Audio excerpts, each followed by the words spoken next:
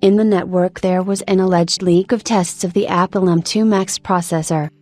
Tests for Apple's unannounced but almost certainly real M2 Max have appeared in the results of Geekbench, which shows a 12-core processor clocked at 3.54 GHz and 96 GB of RAM. The chip, which will be used in future MacBook Pro and Mac Studio models, is rumored to offer a slight performance boost over the existing M1 Max, if the Geekbench results turn out to be correct.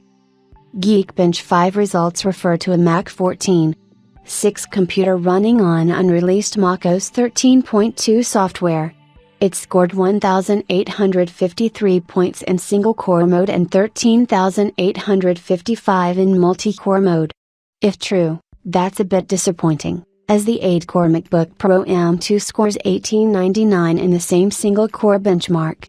However, the larger number of cores in the M2 Max allows it to break ahead in the multi-core rating. M1 scored 8,737 points, 5,000 points behind.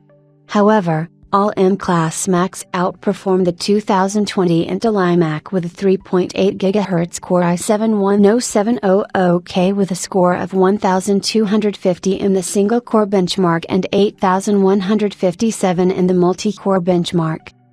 A report from Taiwan's DigiTimes portal claims that Apple will move from the current 5nm TSMC M2 process to a 3nm node for the M2 Pro. Of course, Apple hasn't announced this development, but TSMC's production facilities were reportedly booked by Apple back in the summer. The previous generation M1 chips were eventually available in 4 variants: Vanilla, Pro, Max, and Ultra, with the higher-end chips having more cores and more powerful GPUs.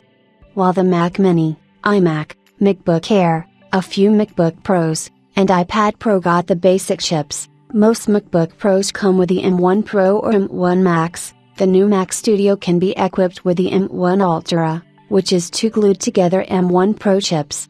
While the M1 has 8 or 10 CPU cores, the differences between chips are mainly expressed in the number of GPU cores and the amount of RAM in the package. It's reasonable to expect the M2 to follow the same path, and so far we've only seen the M2 in the 2022 MacBook Air and one MacBook Pro model, as well as the iPad Pro.